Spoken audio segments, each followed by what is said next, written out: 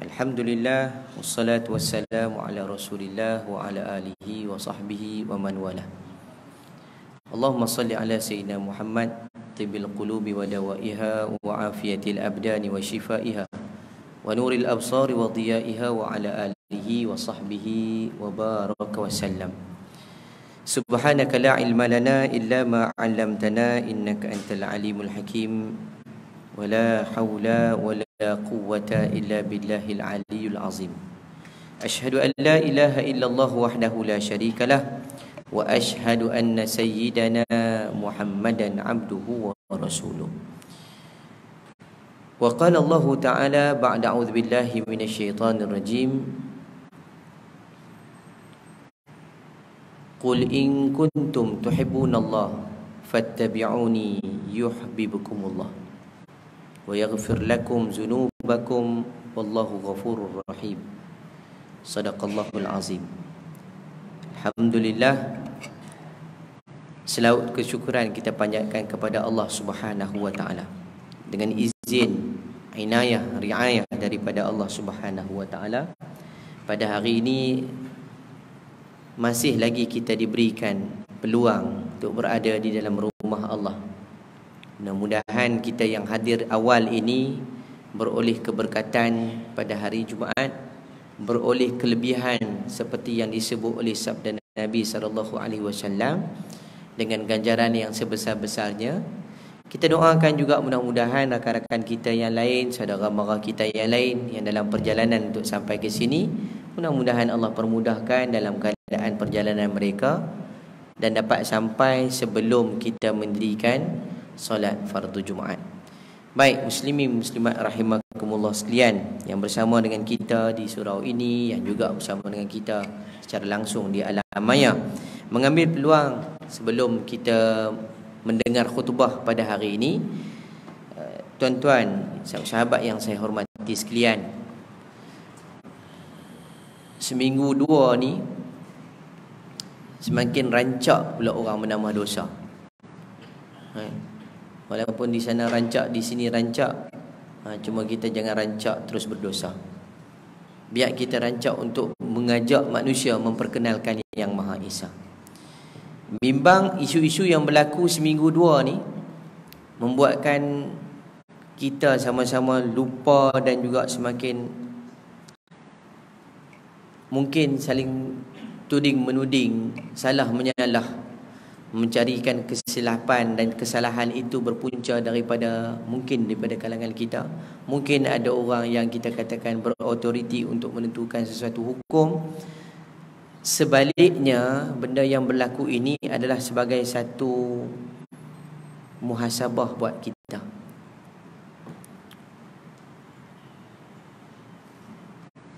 Di saat usia dunia yang sampai ke tahap yang dah semakin tua, dengan usia kita juga yang menjengah ke senja, tapi masih ramai manusia tak malu untuk buat dosa.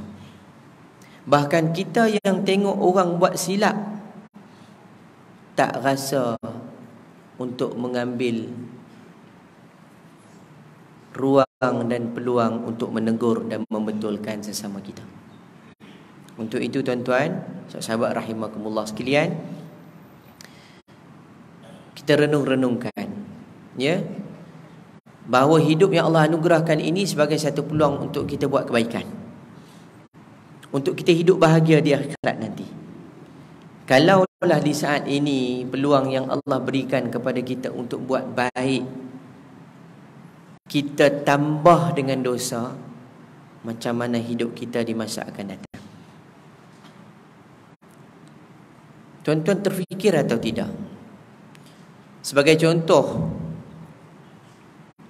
masjid ke, mahat tahfiz ke, sekolah agama ke, pihak mana-mana yang memerlukan dana sumbangan daripada masyarakat awam, nak kumpulkan jumlah yang mungkin tertentu, mungkin banyaknya begitu, tetapi bilangan itu susah untuk kita terima. Bayangkan manusia, yang saya sebut manusia lah, nak sebut sebagai orang Islam kadang-kadang bimbang juga. Manusia yang membawa nama Islam Memperdagangkan Islam, dunia tahu benda yang dibuat dan dunia tahu perkara itu menyalahi syariat. Sedang manusia yang nampak benda yang salah, masih ramai lagi manusia yang sokong benda ni. Dalam tempoh seminggu dua, dikumpulkan hampir 40,000 untuk ikat jamin orang ni. Siapa yang bantu? Siapa yang tolong? Yang kita nampak, ni salah pihak majlis agama, ni salah pihak jabatan agama, ni salah pihak JAKIM, ni ustaz-ustaz tak main peranan. Kan? Sedang dalam masa yang sama, kita kena soal balik. Orang buat salah, disokong. Mana orang yang buat baik? Mana orang yang menyokong buat baik? Alhamdulillah, tuan-tuan. Saya bukan nak kata tak bagus, tidak. Ya. Apabila tempat yang dijadikan sebagai pusat, kononnya mengasah bakat, kononnya untuk mendapat satu sumber kewangan kepada mereka yang nak baru menjayakan ataupun nak baru mendirikan karakter sebagai seorang pelawak stand up komedi kat sana. Tapi apabila satu unsur-unsur penghinaan ini berlaku, semua mata-mata tersedar tentang keberadaan satu pusat yang dijadikan sebagai tempat untuk mengasah bakat dan sebagainya. Kalau benda tempat yang dijadikan itu sebagai pencarian sumber pencarian yang baik, bahkan ia bukan hanya sekadar berkongsi cerita dan mungkin boleh berkongsi pengetahuan dan ilmu, tak menjadi masalah. Tapi apabila tempat itu sendiri dijadikan sebagai tempat untuk menghina dan mempersenda, saya yakin tuan-tuan sahabat rahimakumullah sekalian, dalam erti kata kita nak bergurau ni, kadang-kadang ada orang yang terkuris hati dan perasaan.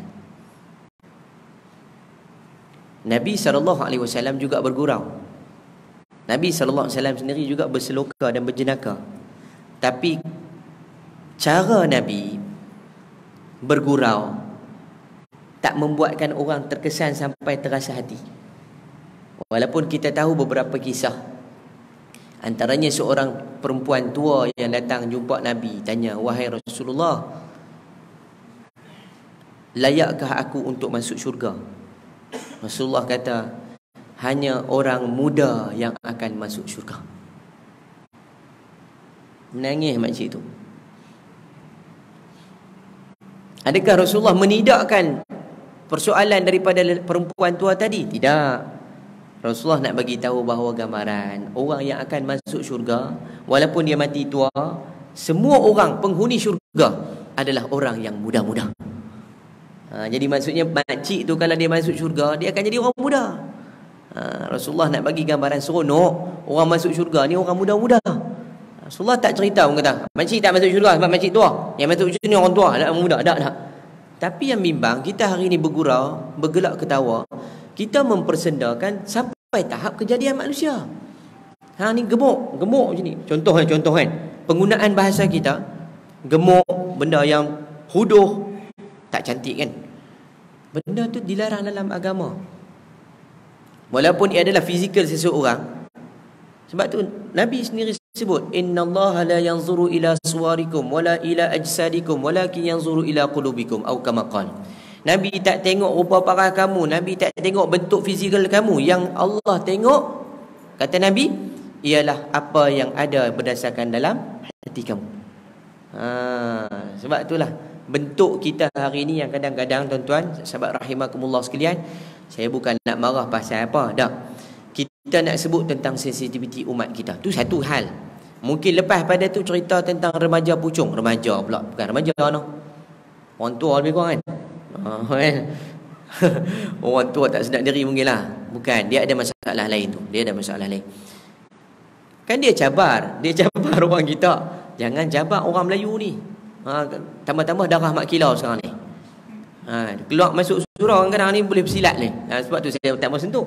Tak pasal-pasal lagi kan cerita bab mak kilau pula. Okey. Yalah sebab orang yang tengok filem mak kilau orang tahulah.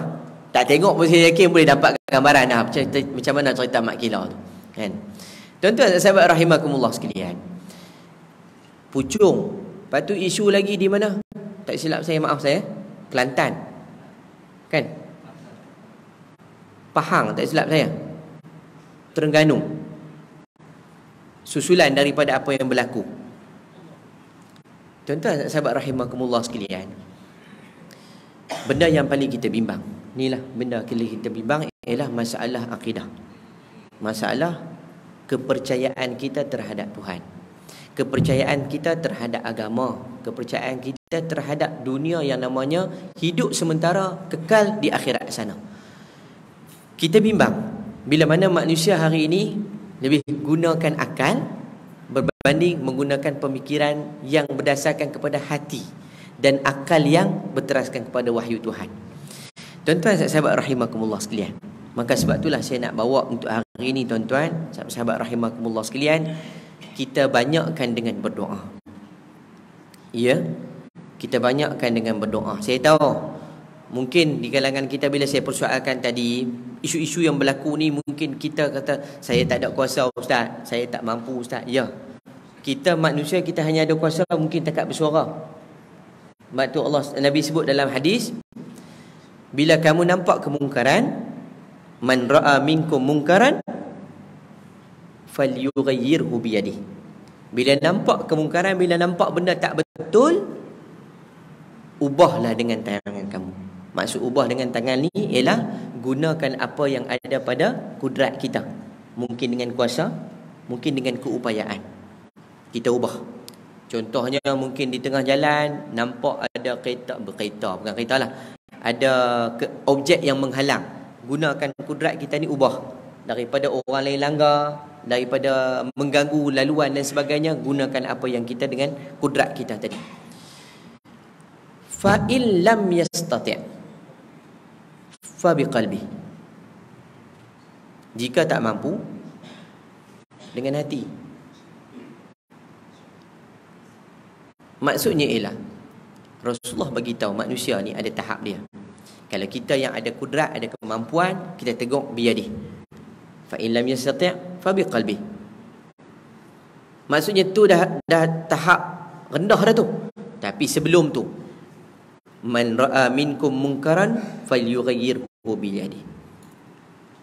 Fa in lam yastati' fa bi lisani, dengan mulut. Fa in lam yastati' fa biqalbi. Itu tahap paling rendah. Saya nak sebut pada hari ini berkenaan dengan iman kita. Sebab tu saya nak sebut pada tuan-tuan sahabat rahimakumullah sekalian, kita banyakkan berdoa. Kita tolong doa. Kita bukan tak nak kata pada orang tu lemah iman. Allah uji dia sekarang ni. Kalau di saat Allah uji kita pula, adakah kita masih mampu untuk kekal seperti ini? Bimbang-bimbang kita pun jadi macam tu juga. Kenapa tuan-tuan? Bila tidak ada awasan dengan wahyu Tuhan, yakni Al-Quran, tidak awasan dengan sabda Nabi SAW, yakni sunnah Nabi SAW itu sendiri, dengan hadis, maka hidup kita akan terumbang-ambing. Maka sebab itulah saya nak minta untuk di saat kita berada pada hari ini, hari yang ada ruang waktu mustajab doa, jom sama-sama kita banyakkan berdoa. Tuan-tuan, saya tahu antara tempat paling best surau, tempat paling mudah nak lena, surau masjid. Kan? Tempat nak dengar ceramah, bukan surau lah, tapi memang kena main surau lah. Takkan nak dengar ceramah di shopping komplek. Shopping komplek beli barang. Tempat nak bagikan kita satu tempat untuk insaf, tempat untuk nak mengasah keilmuan kita, tempat untuk kita nak menambah pengetahuan, surau dan masjid. Tuan-tuan sahabat rahimakumullah sekalian, dalam ayat Quran, antaranya surah Al-Baqarah ayat 186, Allah sebut apa? Wa iza sa'alaka ibadi anni fa inni qarib ujibu da'watad da'i idza da'an falyastajibu li wal yu'minu bi la'allahum yarshudun. Sadaqallahul azim. Allah sebut, wa iza sa'alaka ibadi, bila hamba aku bertanya kepada aku. Wa iza sa'alaka, ka tu jatuh kepada Nabi SAW. Bila hamba aku bertanya kepada aku tentang aku, sa'alaka, bertanya tanya kepada kamu wahai Muhammad tentang aku, fa inni qarib, kata Allah, bagilah tahu kepada mereka aku ni dekat. Ujibu da'watad da'i idza da'an, nescaya aku akan makbulkan permintaan daripada mereka. Falyu'minu bi, ujibu da'watad da'i idza da'an falyastajibu li walyu'minu bi. Mintalah pada aku akan kabulkan permintaan mereka, walyu'minu bi, dan berimanlah kepada aku, la'allakum yarshudun, mudah-mudahan mereka semua diberikan petunjuk hidayah. Saya nak suruh tuan-tuan fokus kejap ayat pendek. Mungkin tuan-tuan pernah dengar dan mungkin kita selalu diperdengarkan. Wa iza sa'alaka ibadi, bila hamba aku bertanya kepada kamu tentang aku, kata Nabi, kata Allah, saya nak bawa begini. Bila hamba aku bertanya di mana aku? Kenapa Allah sebut perihal ayat ini untuk kita? Bila hamba aku tanya di mana aku? Saya nak tanya pada tuan-tuan. Tuan-tuan tahu tak di mana Allah Ta'ala? Ini bab akidah. Tuan-tuan tahu tak di mana Allah Ta'ala?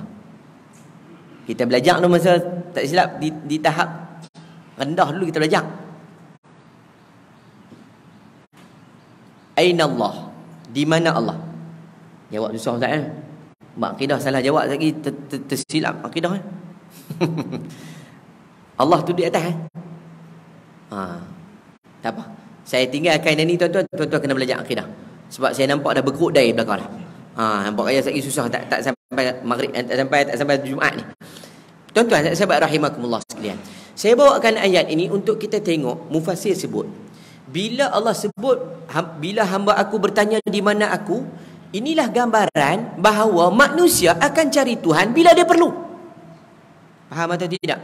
Wa iza sa'alaka ibadi, bila hamba aku tanya di mana Allah. Maksudnya, ya Allah. Masa bila manusia akan tanya macam itu? Bila dia dalam keadaan kesempitan, bila dia dalam keadaan kesusahan, dalam keadaan kesenangan, ada tak dia nak cari Allah, ada tak? Inilah satu ayat ibrah, dia ialah peringatan yang Allah nak sebut pada kita bahawa manusia akan cari Tuhan bila perlu. Wa iza sa'alaka ibadi anni fa inni qarib. Allah suruh Nabi cerita, bagi tahu kepada umat ni semua bahawa Allah ni dekat. Fa inni qarib. Allah ni dekat.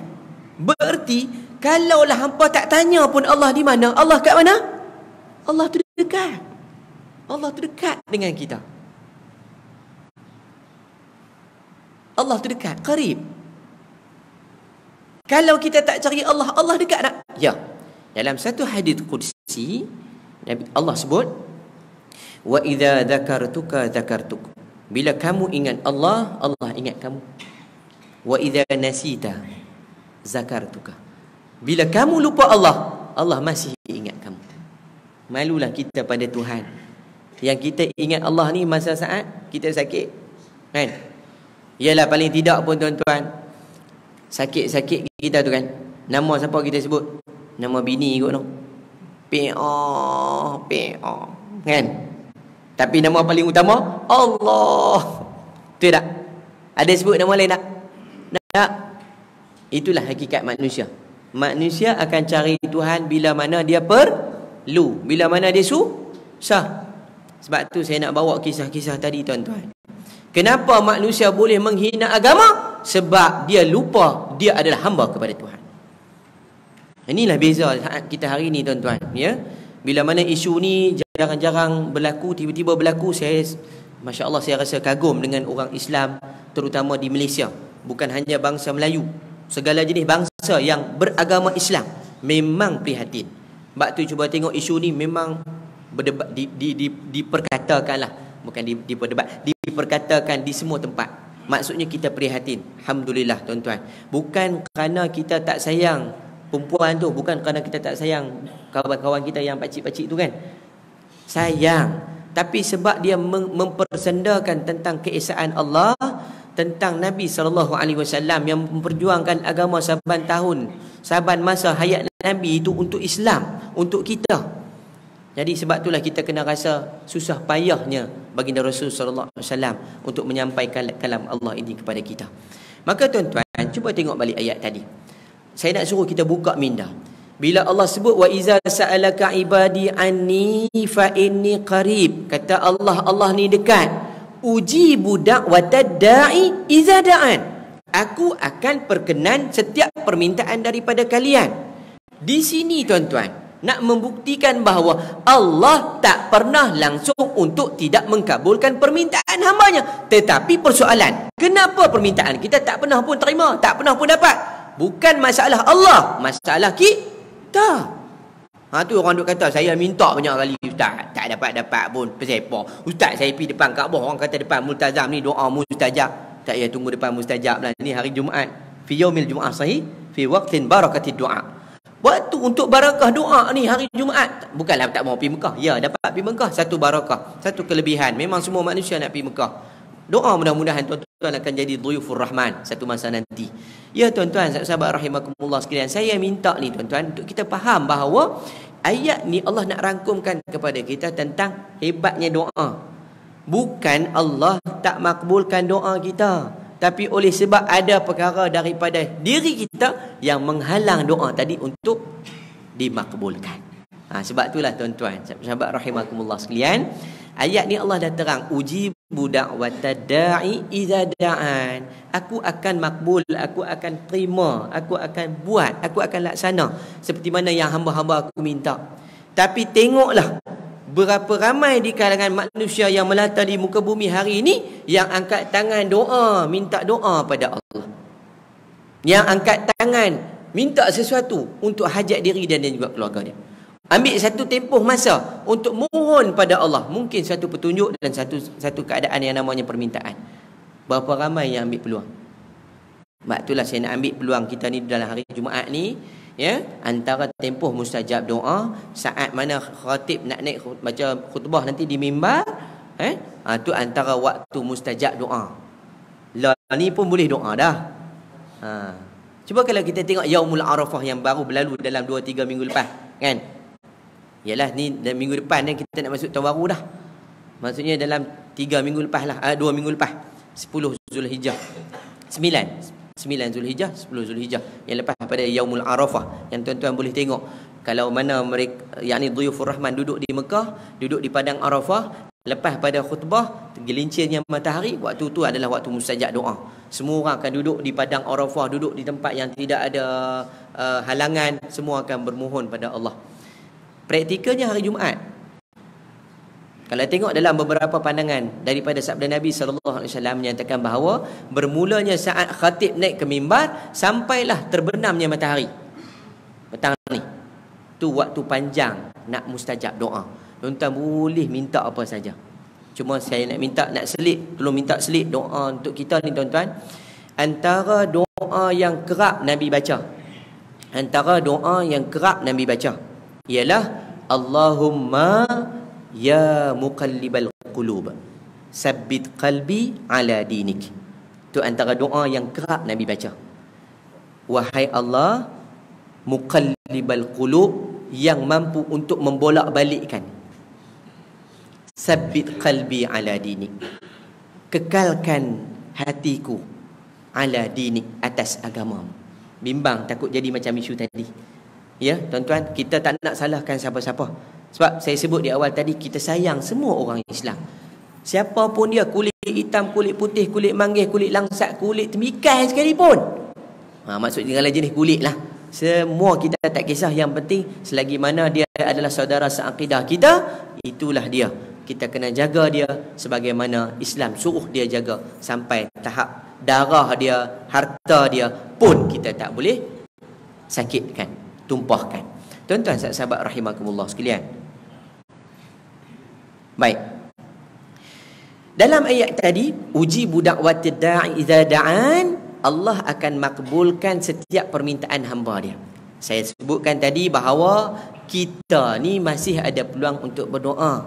Jadi ambil peluang untuk doa, jangan sampai kita jadi di antara orang yang rugi.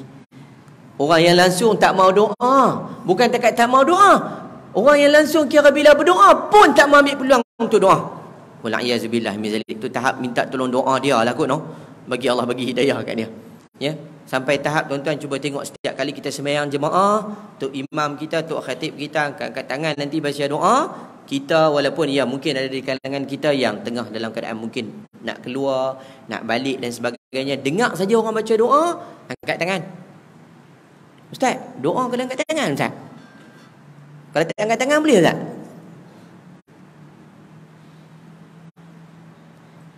Tanya, boleh tak? Kan? Boleh, tak ada masalah. Cumanya kalau orang kata apa, daripada sudut adab tu tak apa nak baguslah. Doa ni permintaan. Kita nak minta yang menciptakan kita, sebaiknya angkat tangan. Sebab tu yang tadi saya tanya pada tuan-tuan, Allah tu duduk tahu mana? Hak wai tadi kan. Semua tercengang belakang kan. Sampai berkerut dai tu saya berhenti tu. Saya takut bukan apa, bukan takat berkerut dai. Kan kalau lah apa begini, Nabi SAW sendiri pun sebut kan, sampai tumbuh uban sebab kena memikirkan tentang umat. Saya bimbang tuan-tuan nak fikir tentang hak tadi pun tumbuh uban sebelum habis sembahyang Jumaat. Jadi tak apalah, tuan-tuan balik cari jawapan tu. Kenapa tuan-tuan? Balik pada cerita tadi. Kita dalam masyarakat kita, terutama dalam umat Islam, kita bila berdoa, kita digalakkan untuk angkat tangan. Ia adalah satu simbolik kepada satu syiar, iaitu bila nak bermohon, bermunajat, biar kita rasa merendah. Bila kita tak angkat tangan, tuan-tuan pandang tahu mana? Bila kita angkat tangan, tuan-tuan pandang tahu mana? Tak. Kalau tidak pandang depan pun, mungkinlah kita akan dongak ke atas. Kalau tak angkat tangan, kan? Yang kita nak minta ni, yang lebih tinggi ke lebih rendah pada kita? Lebih tinggi. So kita kena, itulah Al-Imam Syafi'i rahimahullah. Begitu juga dengan Al-Imam Al-Ghazali rahimahullah, menyatakan bahawa setiap kali kita nak berdoa, angkatlah tangan sebagai isyarat kita ni merendah, minta yang lebih, yang maha tinggi. Tu syarat dia. Tengok kalau orang Arab kan, gini. Kita pula tengok tu dia sampai nampak ketiak. Biar pergi kat dia lah, dia angkat macam tu tak ganggu kita pun kan. Ikut dia, yang penting nak habaq kata aku ni rendah, aku ni lemah, aku ni hina.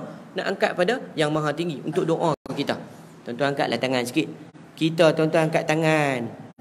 Tapi time tu lah tuan-tuan, boleh nampak, kuning ke tangan aku, hitam kuku, 3-4 minggu dah tak kat kuku. Time tu lah pula baru nak tengok kuku. Time lain tak nampak kuku dia. Sedang sayang tuan-tuan.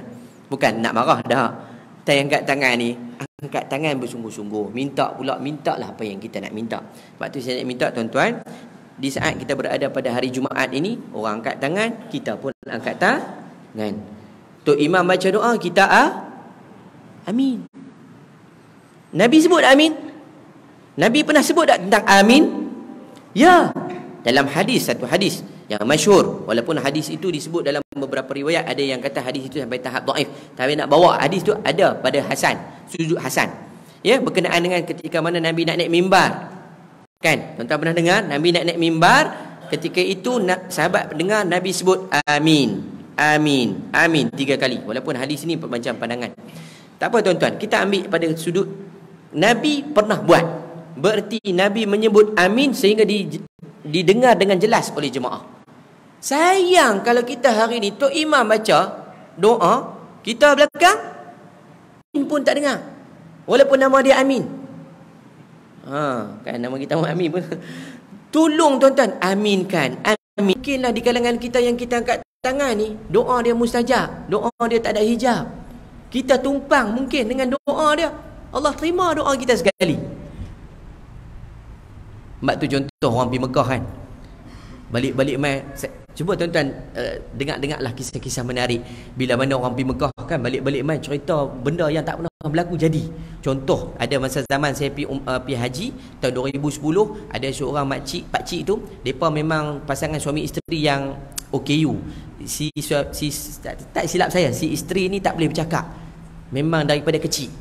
Tiba-tiba hari kejadian tu depa cerita sampai pada kami lah, wallahu alam, isteri tu boleh cakap. Hak yang tak boleh cakap masa daripada lahir. Mustajabnya mungkin doa, mustajabnya beri barakah. Saya nak sebut pada tuan-tuan, begitu juga kita hari ni. Doalah, mana nak tahu hak yang kita tak pernah minta dulu-dulu, tapi tiba-tiba hari ni minta berkat dengan ada doa daripada orang kita yang mustajab ni, berkat sekali Allah angkat. Satu hari itu saya duduk kat Mekah, ada satu jemaah mai kat saya, Ustaz kata doa di Mekah ni mustajab. saya minta tak mustajab lagi. Saya kata, sabarlah, hang gelojoh sangat apa. Dia kata, dok lah ustaz, katakanlah di Mekah ni. Ya, insya-Allah. Apa minta doanya Haji? Ustaz, saya minta cerah. Cerah apa? Cerah kulit. Saya kata, tak apalah, pakai hat tu lah. Tempek cerah. Gurau. Maksud saya ialah minta bagi pada lah. Takkan kulit pun nak cerah celah tu juga. Dah panas tu kan. Tunggu sah. Minta hak yang mungkin permintaan kita dengan Allah bagi pada kita peluang rezeki, kerja, anak-anak dan sebagainya. Jadi tuan-tuan, sahabat rahimakumullah sekalian, saya cukuplah sekadar itu. Walaupun saya nak sambung sikit lagi, mungkin masa kita membatas. InsyaAllah ada rezeki di lain masa kita akan sambung. Yang penting ambil peluang doa, Allah jaga iman kita, Allah jaga iman sahabat-sahabat kita semua daripada fitnah dunia, tambah-tambah lagi min fitnatil mahya wal mamat. Yang paling bimbang ialah min fitnati masihid dajjal wal a'yazu billahi min zalik. Aqulu qawli hadza wa astaghfirullahal azim li wa lakum. Siru ala barakatillah. Wassalamu alaikum warahmatullahi wabarakatuh.